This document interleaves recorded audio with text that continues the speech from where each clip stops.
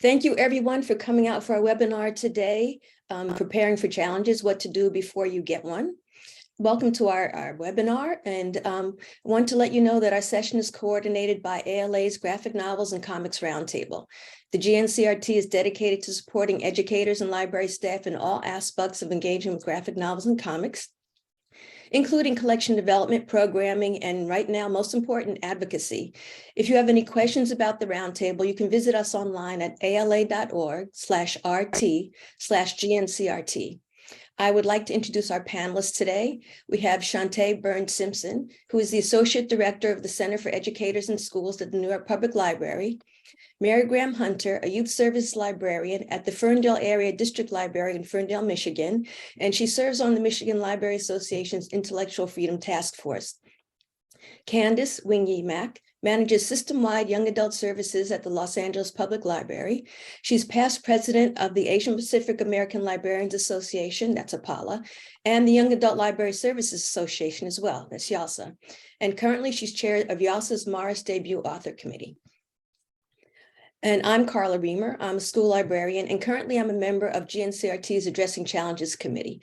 I blog about young adult comics and books at booksican'tshutupabout.com.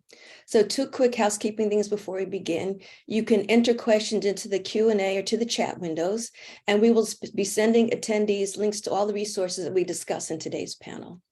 So let's go ahead and get started. So challenges are on the rise. I think we're all aware of that, and we need to be concerned. It's of particular concern to us as graphic novel and comic librarians because it's so easy to take one image out of context and start an uproar. Our committee, the Addressing Challenges Committee, issued a survey last April about challenges, and we learned that the biggest issues that librarians are facing now are lack of specific policies around collection development, and even more importantly, around challenges. There's the lack of training to handle challenges as well, and the lack of support once these challenges do happen. And our goal is to provide information to help fill in those gaps. So now I'm going to begin our discussion with our panelists today. So I'd like to start by asking about why are collection development policies and challenge policies important in being prepared for challenges? And we'd like to talk about both, but maybe lean into challenge policies since that's really what we need to talk about today. Anybody can unmute and jump in. Well, I like to talk about the importance of a challenge policy in the same way as like, it's important to buy a plunger before you need a plunger, because by the time you need a plunger, if you don't have one, it's a little bit late. And so we actually just recently redid our form is called a request for reconsideration of library material at Ferndale. And we put a lot of thought into it specifically because of the rise in challenges. So it's something that can help not take all of the personal sting out of it, because a challenge is a very upsetting thing to happen. However, you know, we've been trained at my library that if somebody comes in and they're really upset, you say, okay, like here's a piece of paper. You know, you don't have that emotional sort of conflict in the moment. And then there's a policy in place. You don't have to scramble to be like, oh, what do we do now? Everybody knows what the plan is. There's a series of steps. Everyone, all the library workers are on the same page, and that helps make a bad situation less terrible. Good, thanks. I totally agree with Mary. Like, honestly, I think how many of us have gotten to a position and we don't even think about the collection policy until a challenge comes up. So it's really, really important that we are aware of the collection development policy, because that policy will pretty much govern how you are buying materials for a particular collection. I think it's also really important to have a formal review process. So again, folks know that it's not your personal choices that's making up the collection. Yeah, I would agree with all of that. I think also that helps staff feel more empowered, having a collection development policy, knowing where it is, you know, to be able to find it and reviewing it. every so often, and also making sure that it's up to date.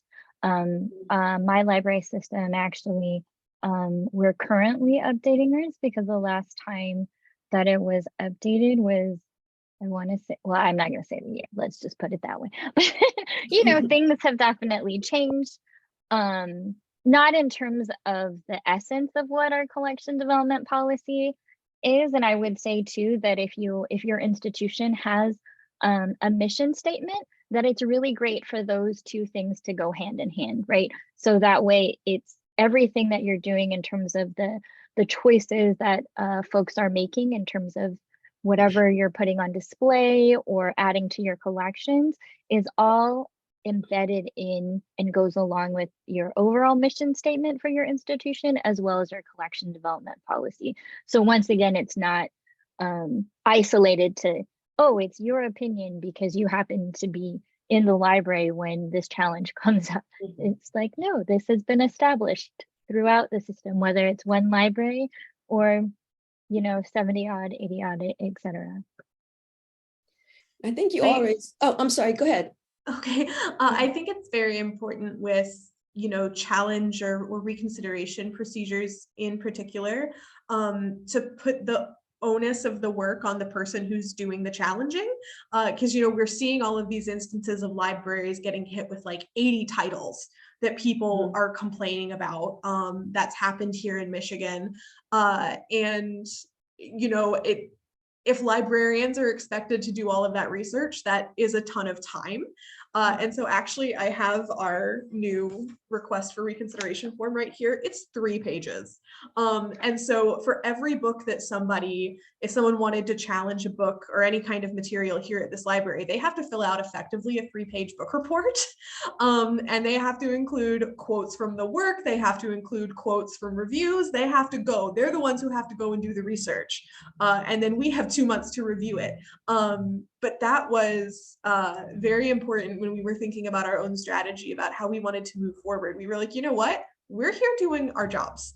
You know, it can feel, when you have members of your own community like really mad at you, it can feel awful, and you kind of feel like, oh God, did we do something wrong? And the answer is no, we've done our jobs. And if people want to complain about it, they can do it officially through this 3-page book report.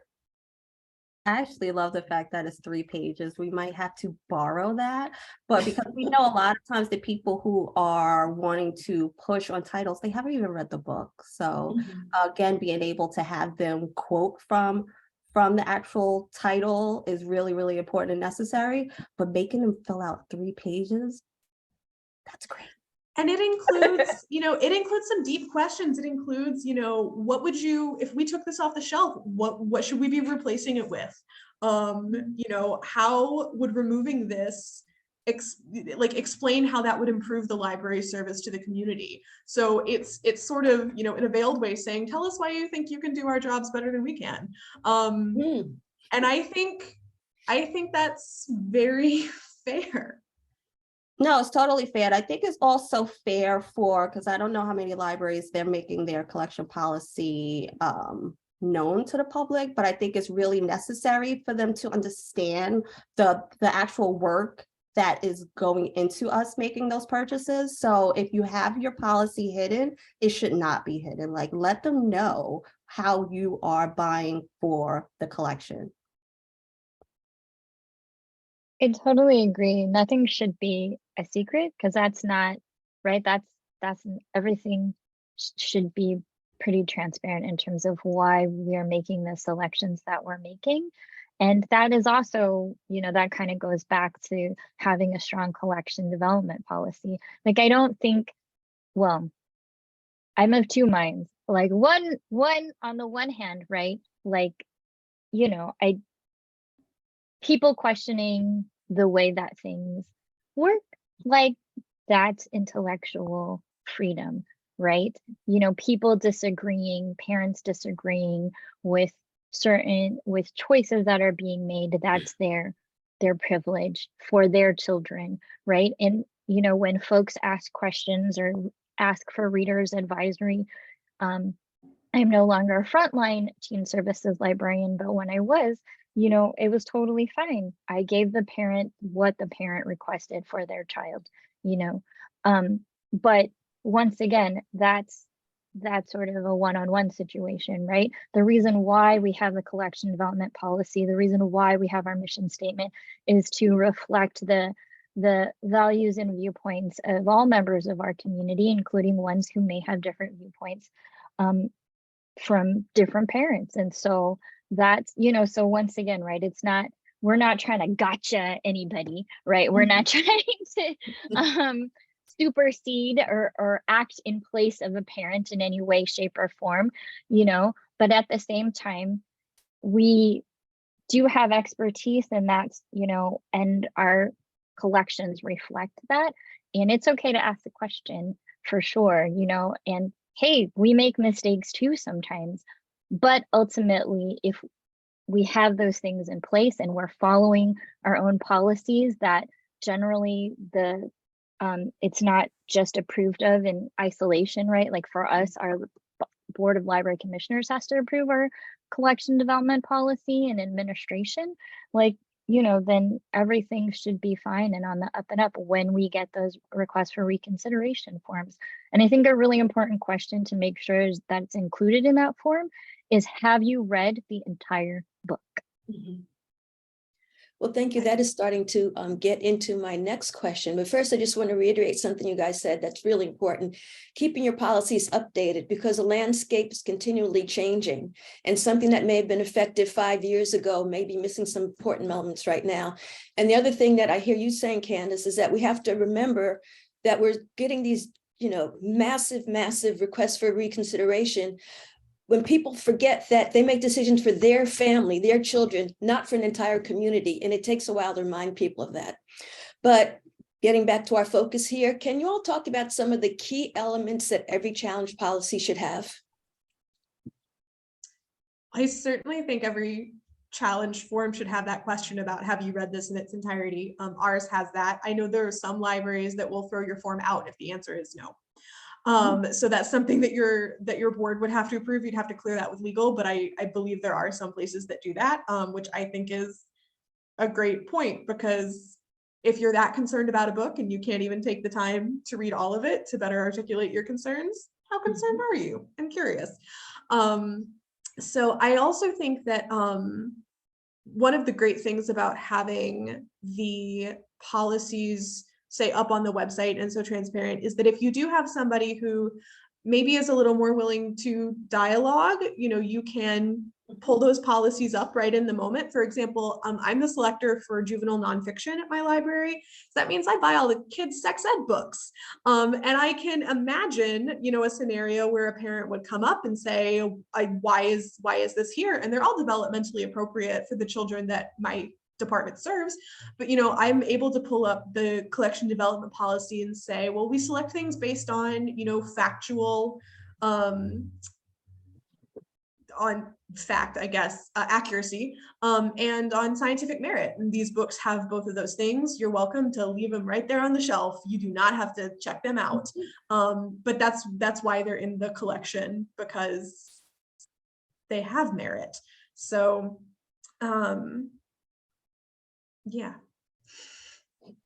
I think, again, talking about the review process, really being able to point out who the stakeholders will be to review the title that's being in question, so that, again, it's not the parent, if we use that as an example, of the person thinking that, okay, well, you bought the book, how are you going to really look at it and say, no, I should not have bought the book for the collection. So being able to point out who the stakeholders are, who's going to be part of that review process, whether it is the parent that is trying to put a kibosh on the title, whether it's the president of the PTA, who are the people who are going to be part of that process. And that should be in the policy moving forward of who those people are with reviewing. And if we go to talk about how we go to review the titles, we also have to think about the different types of libraries that we're representing. So the way a public library would buy a title would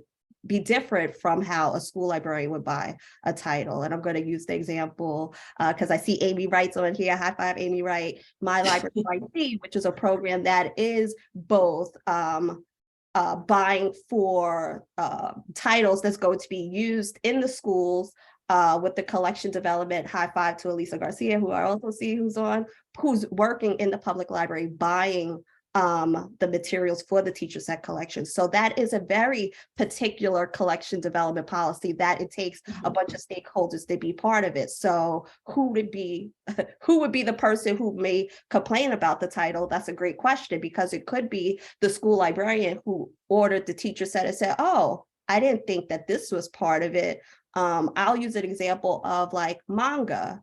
So sometimes we buy manga and then the pictures, it might have a bare-chested woman. That would not probably be a title that a school librarian would buy for her collection. So she might get the teacher set collection to be like, oh, is this something that we should have going out to the schools, period. So we come from a basis of having teachers who may ask, why is this title bought? And that's actually something that when we get a title, we may hear about it, we might have the whole series of it, but you don't know the pictures that's involved in the book. So there is, again, it's really, really important to have a strong collection development policy and be familiar with that policy, because like you said, what worked in the beginning will transform with the way we're creating materials and stuff like that. So that's a long-winded answer, but making sure that everyone knows their policy, who are the stakeholders where you're going to review the policy, and again, making sure all these policies are on your website, transparent, so everyone can see the process. Yeah, I would also just add too that I think it's really important to be cognizant of like cultural markers that are different from say maybe Western or American culture. Like for instance, because Shantae, you mentioned manga, right? Like, and in this example of like a bear chest, which by the way, right, like that's kind of interesting that like if it's a male bear chest, that's okay, right? But I mean, that's a whole other, I think, webinar conversation about the possible sexism of you know, that a woman's bare chest or whatever may be considered like offensive, like, but there's, you know, there's also, and even without cultural markers, I mean, like, well, this is my opinion, but body parts are body parts and body parts are generally neutral, right? Like, so there was actually recently a challenge in my library system, and that was actually an example that someone used of they said that it was pornographic and offensive. It was a bare chest, but it was from a panel that was depicting someone struggling with breastfeeding. So the fact that it was sexualized, I think, or that the complainer was sexualizing, said more to me about the complainer than, you know, the actual, because in the text itself, it was clearly depicting like the person, and also it was a memoir. So it was the author and creators, like, you know, experience struggling themselves. So I've been reading the chats of, you know, with some comments about like accuracy. So in that situation, you know, it was accurate because it was that person's, well, as accurate as one's memory can be of one's own experiences, right? But it was a graphic novel, and so there was a panel that had that. So I just wanted to throw that out there too for consideration. Okay, I think one other thing that's important, we need to have our policies in place. We need to have everybody on board with them. But I think we also need to talk about people. We need advocates. We need people who will stand up for us when these things happen. Just my own experience in my library, I was in middle school library, and one of our most popular titles was Assassination Classroom. So you can imagine a random parent seeing that. And I would explain to it why it was on the shelf and why the kids really loved the story. So they would listen to me, but they would really listen to the parent volunteers who were in there every week, saw the collection, saw the children working with them. So even if for some reason they were a little distrustworthy of me, they would definitely trust their friends. So that's one example of advocacy, but I'd like to hear you all talk more about how we find advocates, who they can be, and how we rope them in. Carla, you said it. It's your library patron. It is your user. You have to have them be the person who is saying why this title is important, whether it is them writing a letter. And I think letters are great because you can always share that with your if your board of trustees or your library who's the person, council members. Like, it's really important to be able to show that there are a lot of people who are supporting your work and wanting these titles on the shelves. I definitely agree with that. For us, we haven't had collection development or challenge problems at my library yet. You know, it's the kind of place where people say, oh, it won't happen here, and I'm like, don't jinx it. Oh my god, of course it can happen anywhere. But we have had some other community concerns where it's exactly that. Our patrons, our library regulars, people that I know through community organizing outside of my job, where I'm not, you know, representing the library in that work, but I have community connections, and I can say, hey, you know, when I'm not here with you guys, I work at the library. I know that some people in this organization live in my service area. Can you give us a hand? And they have been absolutely incredible. We've had people showing up to board meetings that usually are just like crickets. We've had standing room only board meetings with people, you know, coming up for public comment to talk just absolutely unanimously about how much they value the library workers, the kind of work that we're doing. And that feels, I mean, that goes in the minutes. That's put in public records. That's an open meeting. And so then we have a record of what's been said to the board. It's been said directly to the board, but also the rest of us hear about it. Like, the library workers hear about it, and that feels fantastic. And, you know, even when you're having difficult times at work for whatever reason, you can still fall back on, like, hey, like 25 people showed up on a Thursday night, you know, to talk for half an hour about why they like us. Or we have a policy at my library. We have software that we use for our incident reports, both for adverse events, but also for if somebody comes up to the desk and is like, hey, I love it here, or like, you recommended this book to my family and we had a great time with it. You know, we put that in a report, and that gets emailed to the entire library, so that people know that our community thinks we're doing a good job. So, you know, I think that patrons can kind of underestimate just the value of saying something nice, but when the people who are saying something awful are like really loud and doing it over and over again, actually having that counterbalance means the world and shows, you know, that, okay, a vocal minority is in fact a minority. So yeah, I definitely encourage folks, talk to your regulars. We all have them, and talk to the folks that you know in your own community, you know, outside of work, who may be in that service area and be happy to pitch in. Yeah, there's, you know, kind of going back to your plunger metaphor, Mary, like, it's not just the policies, it's like, more importantly, the people. Like, you shouldn't, like, it shouldn't be, it's not a good idea to wait until there's an issue, whether it's like with, you know, wanting to restore hours or budgets or, you know, challenges. It's not a great idea to wait until that emergency to lean on. Or be doing that outreach or spreading the word about all the wonderful stuff that your library does, right? Like, and that's advocacy. It's not, you know, lobbying, you know, it's just setting up, like, it's, I guess in a way I've heard people call it sort of library evangelizing, but really you're just spreading the word about like all the wonderful stuff that you offer the community, or, you know, having those engaging conversations about what needs the community has that the library can help meet. You know, and so then hopefully you already have all those advocates sitting in the wings, so that, yeah, when something like this comes up, you can call upon them to go, like, hey, like, have you found value in the stuff that we do, in the collections that we offer? Has that helped your students with school assignments? You know, can you just have our back, like, with, you know, at this meeting or with this challenge, or, you know, what have you? And I do think that, like, I think that, I mean, it's true, number one, that, you know, people shouldn't be deciding for other members of the community, but also, like, just straight up saying, do you want this person that you don't even know, like, who maybe lives on that, you know, whatever, it doesn't matter where people live, but you know what I mean, like, deciding for you and your family, like, what you are and are not, like, allowed to read or access, right? Like, I think I do find it really interesting, because I think there's often, like, this fear of, like, overreach, right? But then on the other hand, some people are wanting to push overreach. So it's an interesting dichotomy there.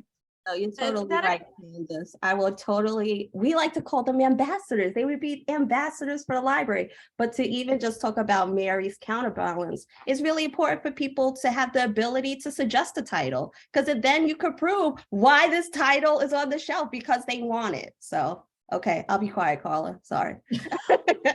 I do also just want to say really quick that when it comes to like something like Candace's point about overreach, there's a local director in my area whose library's been having a terrible time, and she with relentless challenges, and she's actually had some success reaching out to their local Republicans club, because she's, sorry, I have to like wave my arms to, anyway, the lights will come back eventually. They're automatic. It's a green building. But she's had success with their local Republicans club, because she's gone in to say, do you want other people telling you what you can and can't read? Do you want other people choosing what's on the shelf at your library?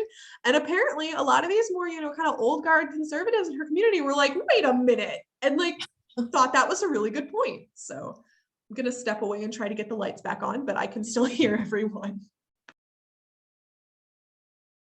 Well, that's really incredible, because that tells me that we have people who we know will be our advocates, but maybe we'll find some advocates in unexpected places. Something to think about. So I know that we're talking a lot about policies and advocates and everything else, but one of the things that we're hearing from folks in the survey is problems with administration, whether it's the principal, the district librarian, you know, your library board, the library director, anything, that either don't want to deal with it or think it's not a big deal or something. So a lot of times we find ourselves in a position where we need to get things done, but we don't necessarily have the support that we need from above. So how are some ways we can approach making ourselves prepared, even if, I don't want to say going around admin, but things that we can do without admin approval?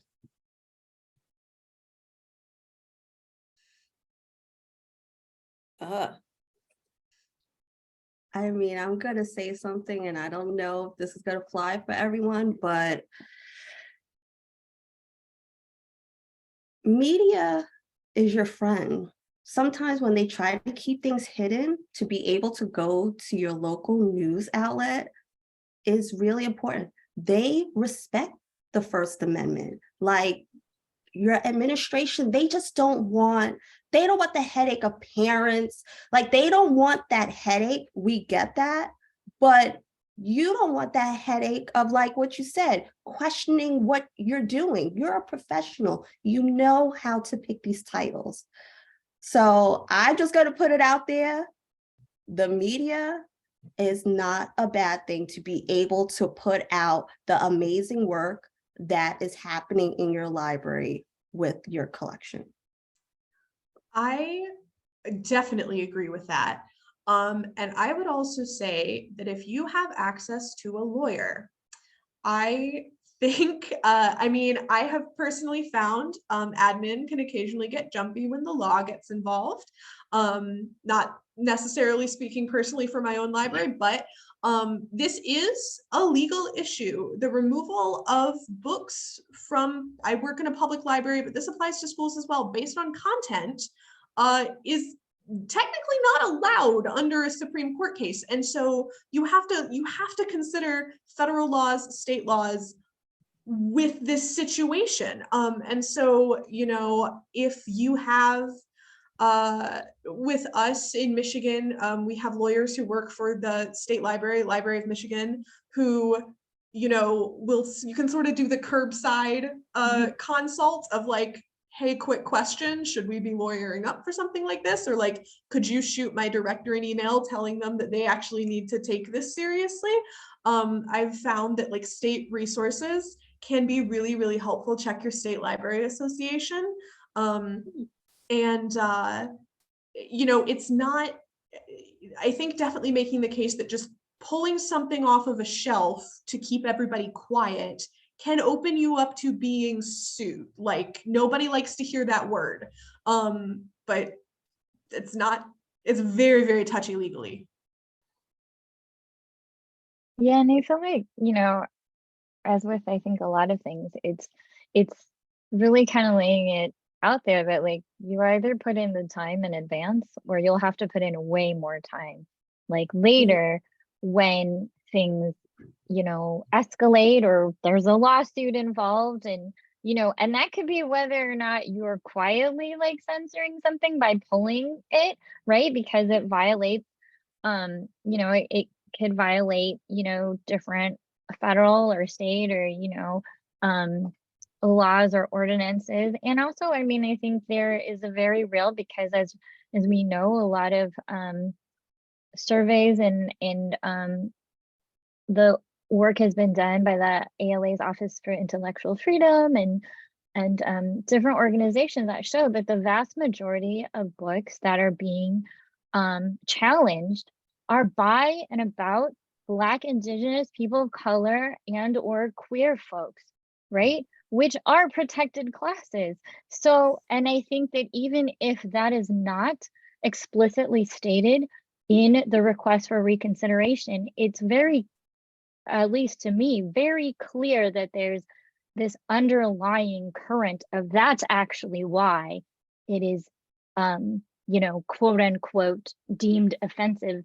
You know, the incident that I spoke of earlier, that title, the memoir, the graphic memoir, I'm just gonna say what it was.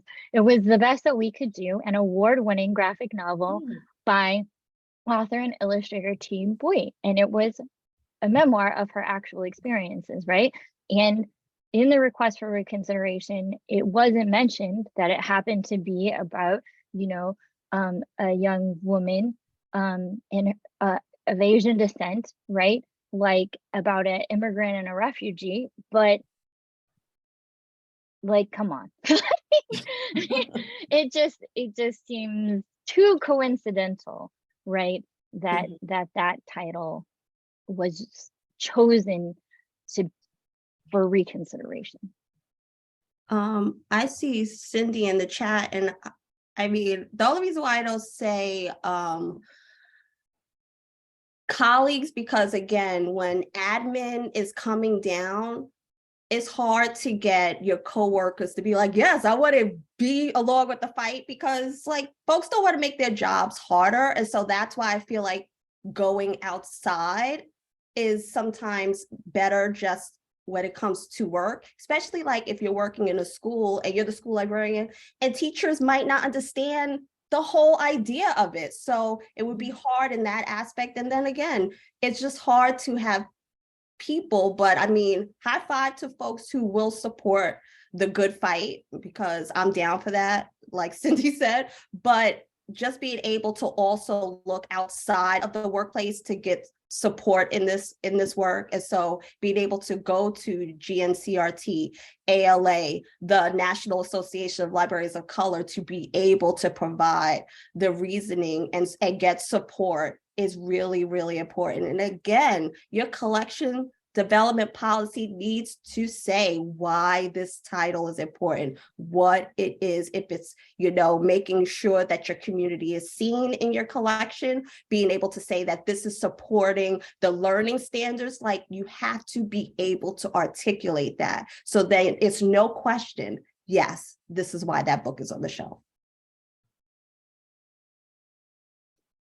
It sounds like these are some really good ideas, and I hope that the attendees are learning a lot today. I sure am. So I'm really appreciative of everything I'm hearing. And a lot of what you touched on is something I was going to ask about, strategies to bring admin across the line. So people are kind of slow or reluctant. The idea of going to outside resources is good, but do you guys have any other thoughts about, or maybe you've had experience where someone balked a little bit, but you're able to somehow convince them to actually deal with this and deal with it in a positive manner? Any thoughts about bringing admin across the line?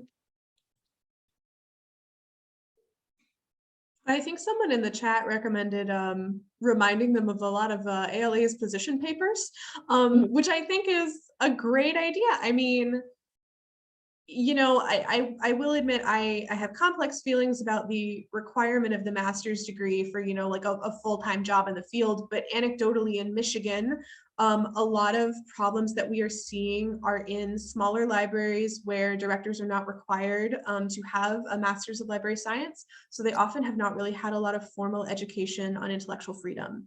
And so I think in that case, you know, the ALA is still our professional organization. Honestly, whether you're a dues paying member or not, I mean, that is the standard for the profession. And so I think that's a great idea to remind, you know, admin that maybe needs to be brought across the line, that like, hey, this is actually, these aren't new ideas. I mean, some of those position papers are dated from the 50s. And I like to look at the dates for the original documents like Freedom to Read and think like, okay, like this was happening during McCarthyism, or the stuff from late 30s with the rise of fascism in Europe. It's unfortunately not a new problem, but that does mean that we can, you know, look to some historic backup for how it's been handled in the past. I mean, it does present new challenges. Yeah, so thank you to whoever suggested that in the chat. I think that's a great idea. I mean, ALA is great, and yes, we would want our administration to listen to them, but speaking from my personal experience, the public always has the loudest voice. Like even before staff, before the big ALA institution, they want to know if the public supports them, they won't get this heavy backlash. So again, that's why it's really important to have those advocates.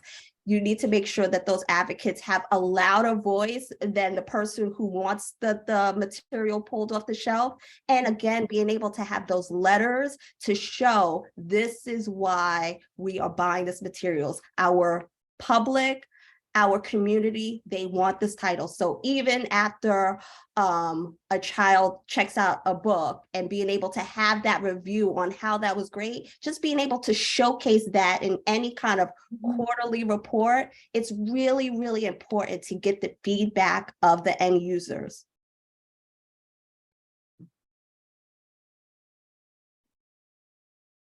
And I would also say that like, yeah, that like, okay, so if for, you know, admin's not coming along, you know, but I don't know that that prevents you, if especially if you're in charge of selection, from using the or creating a collection development policy, even if it's informal, for you to use to protect yourself and your colleagues in terms of making those decisions, right?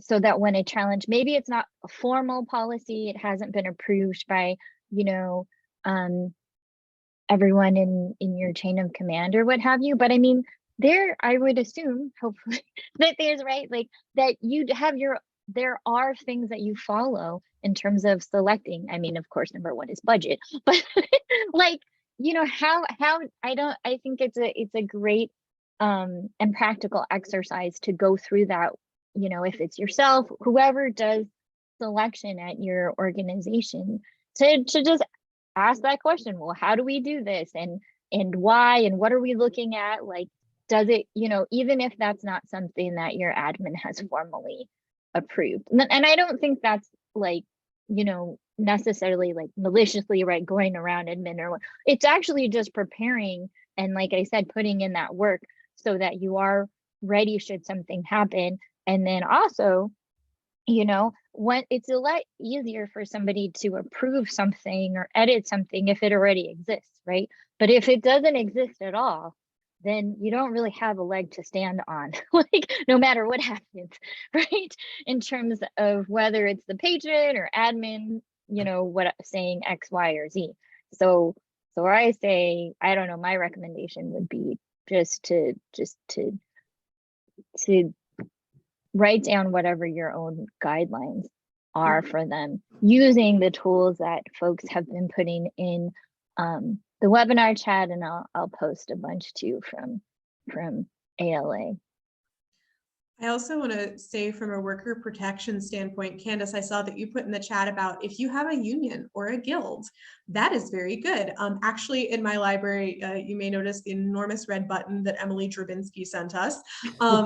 We are in the middle of a union election, precisely because we didn't have a union. And even though working conditions here are pretty good, we looked around at all of this anti-intellectual freedom, pro-censorship stuff that's happening across the state. And we thought, we want our jobs protected. We want a contract so that if there's a hostile takeover of our board, we can't be fired just because we support intellectual freedom, and we're not going to back down about materials challenges. So, not to pile work on top of work, because God, resisting censorship is hard enough, and like organizing, I'm on the committee, it's work, but we definitely feel that it's very worth it. And if you already have a union, even better, make sure that you utilize them. Wow, that's great. So I think one other thing that we really need to talk about is soft censorship. So we all want to keep our jobs. We see this pressure. We look what happens in other communities, even if it's not our community. And it's nerve-wracking, it's frightening. And so people may be tempted to make the decision, well, maybe I won't select this book. Or, another thing that can happen is maybe I'll take this thing that rightly belongs in the teen area and put it in the adult area. So what are some ways we can watch out for those things? And how can we either resist it or protect against it?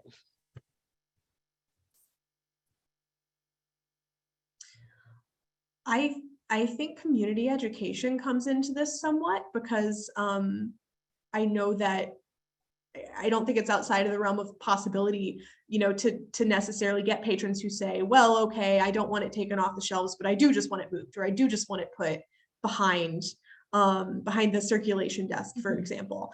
Something that we've been doing in the MLA, My Right to Read Coalition, the Intellectual Freedom Task Force, is we've been doing a lot of public education, so education for non-library workers, about what intellectual freedom even is, what are the rights that you are entitled to, and that's included explaining why moving like these kinds of soft censorship, or moving books to more advanced collections or more adult collections, or restricting them somehow, is still an infringement of intellectual freedom, because even minors have intellectual freedom, and having to go up to the desk to ask for a book is also it's questionable with regards to privacy. You should be able to come into the library and read a whole book without ever checking it out and anyone knowing you've read it, if that's something you want. Like, you have that right. So we found that kind of community education has actually helped more folks get into the mindset of hey, that's still censorship. Yes, and yes, Mary, you're not lying. This is all connected. And if we start with the small things, it doesn't end there. So if we start to keep certain titles behind the reference desk, it does connect with programs.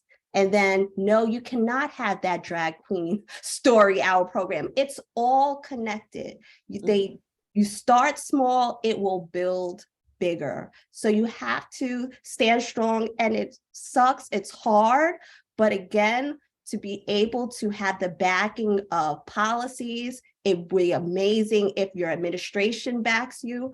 But again, you have to stay strong, because one little censorship is just making us go backwards in our work.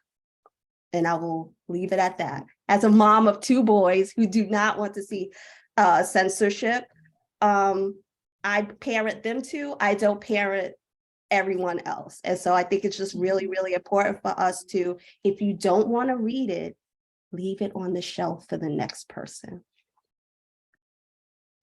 Yeah, and I would say you owe it to your community. And I mean the global community. I feel like, I mean, there may still be arguments that like, oh, my community is not diverse, whatever that means, but I mean, the fact of the matter is, I feel like in the past 2 years, right, more than any other time, like we've seen how interconnected we all are, right? And so maybe you're not seeing, different diverse groups in your library, but I think that's also an opportunity to ask why, like especially if you look at census records to see who is in your community and who isn't coming in or who isn't checking things out, your digital media. Is it because people don't feel welcome? Is it because things are not accessible that folks are interested in, whether it's programming or displays or materials? I think it's very healthy to take some time. It's the beginning of the year, to actually, kind of talk to your colleagues about that, about what are your hopeful intentions for this year in terms of who your library sees more of in terms of welcoming.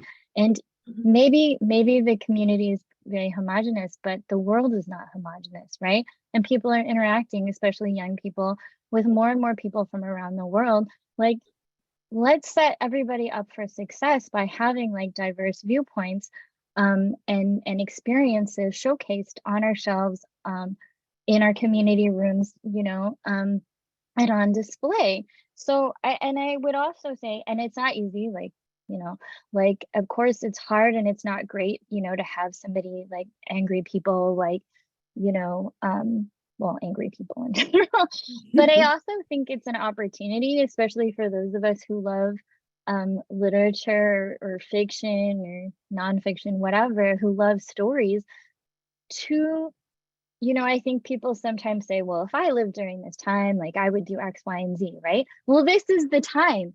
I feel like this is the time for us to be the heroes that we always wanted to be when we were kids or when we watched things, And I do think that taking that stance, even if it's difficult, but finding those, advocates and colleagues and your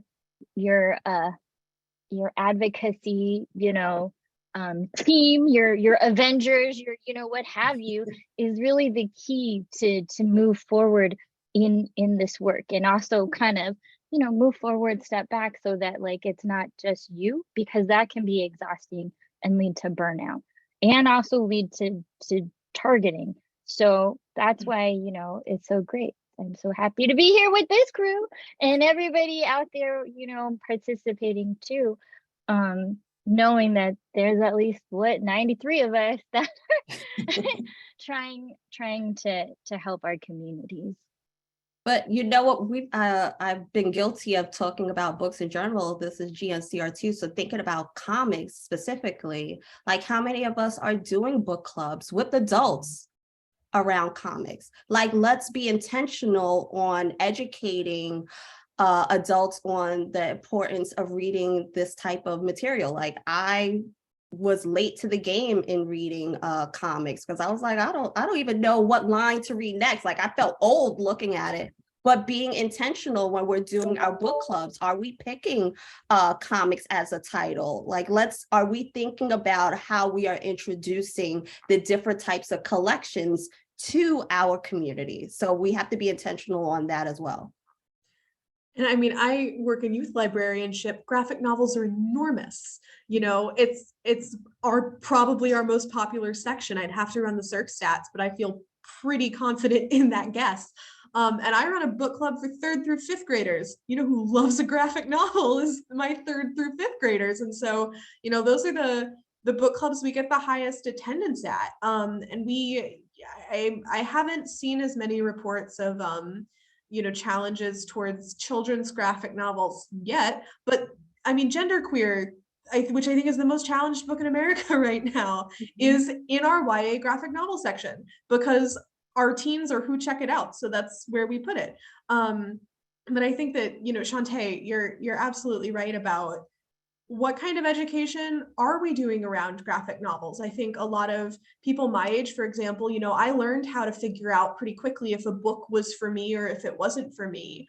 I didn't really learn how to do that with comics. And so, incorporating that, if you're, youth librarians especially, into your sort of soft literacy skills of like, okay, if you've gotten into manga, if you're browsing my YA section, here's what to look for on the cover that's going to indicate what kind of age range is this for, is this something you might feel comfortable reading up with, that all that kind of stuff.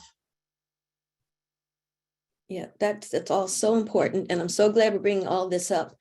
One other thing I think it's important for us to talk about is, when these things happen, how do we support each other? How do we support our colleagues going through this? Because it can feel scary and isolating. So what do we do to look out for people and look out for each other?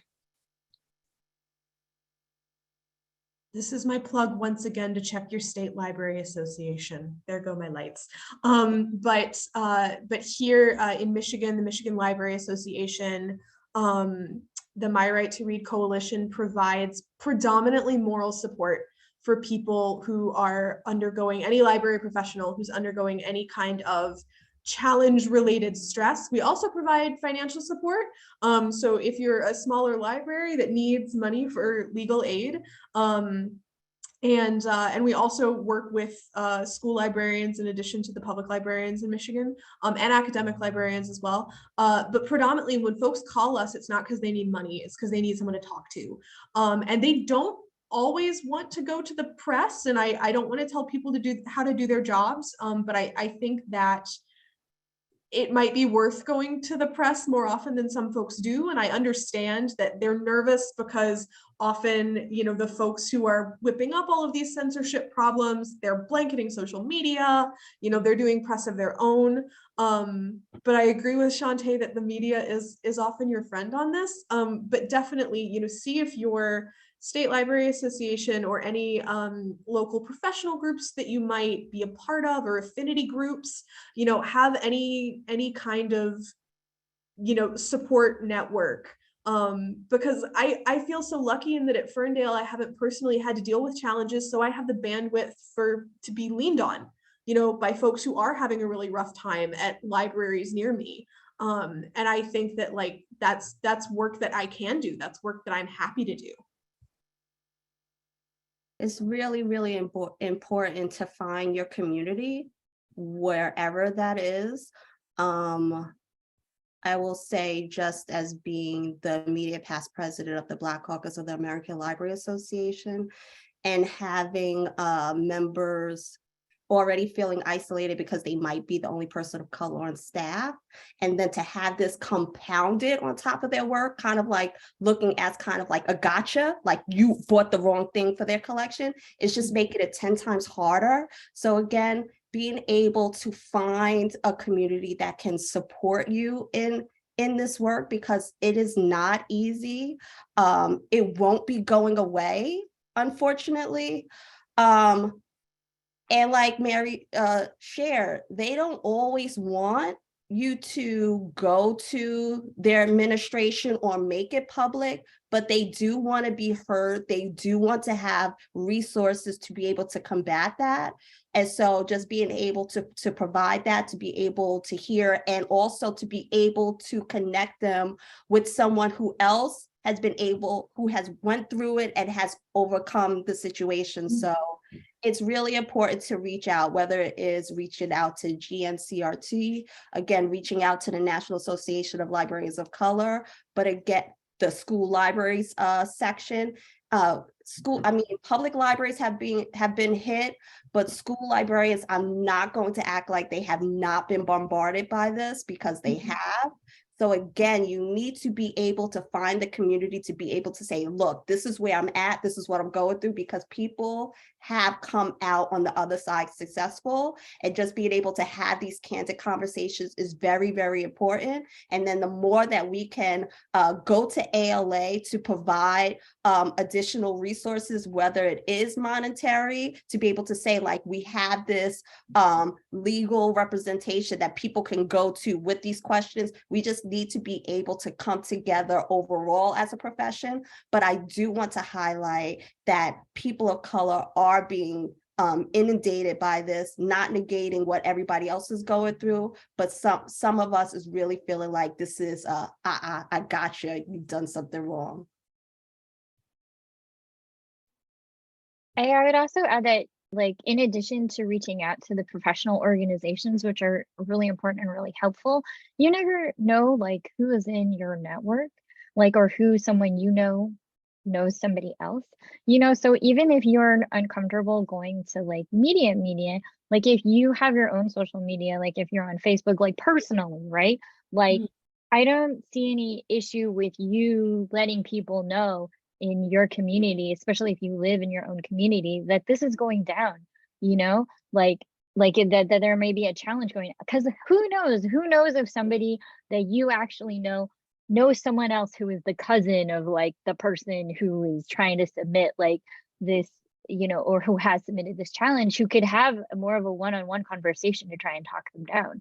You know, you never know where those kind of pockets of influence may lie. Like, yeah, definitely have kind of the sort of bigger things behind you, like policy and admin, but also like, you know, try to see if there are those inroads, you know, especially if it's, you know, so I'm in LA is really sprawling, you know, that challenge came from a part of the city that I don't live in, but I kind of just let people know what was going on. And so people that I know who live in that neighborhood knew other people, and you know, they were able to get the word out and sort of help try and de-escalate things, which was really, you know, so then there was sort of working at different angles at tackling this to de-escalate the situation and diffuse it, you know. So I say do whatever you can and spread the word however you can to try and find those advocates. Great. We are almost at time. Let's see, we do have a couple questions. One question came in about educating the community, which I think we touched on different ways to do that. One person asked if you have any suggestions for publishers on how to support the libraries when their book is being challenged. I mean, it's kind of a win for publishers when the book is being challenged because it's like free publicity for them. But I do want to be able to say that ALA's offers intellectual freedom. They do have a lot of great information to support the various titles that have been challenged in the past. And I also would say that, you know, for bigger name authors, it can be, you know, the kind of free publicity, but I know that some authors who are more mid-list or who's still working on earning back their advances are like, this is terrible for us, actually. No one knows who we are and no one's reading our books. So Kelly Jensen over at Book Riot, and all of Book Riot's censorship coverage, I think, is fantastic. They do a really, really great job of collating stories about censorship around the country from mostly local media, which is just wonderful. And it's a very, like, they've done the research guide, so you don't have to kind of situation.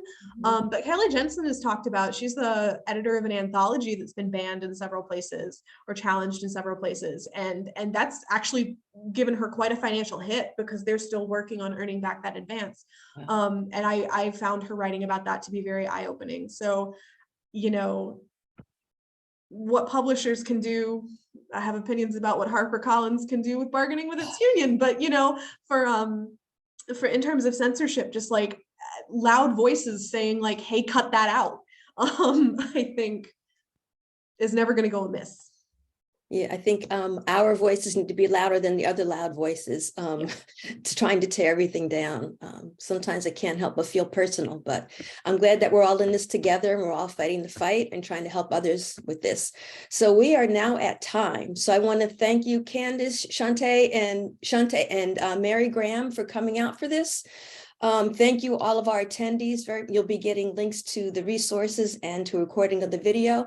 And I just want to let you know, we have 2 other webinars upcoming, what to do during a challenge and what to do after a challenge. And we hope that we'll continue to provide information that will be helpful for everyone who's dealing with those things. So thank you all very much, and we'll see you next time. Bye. Thanks, Carla. Thank you. Very so welcome. much.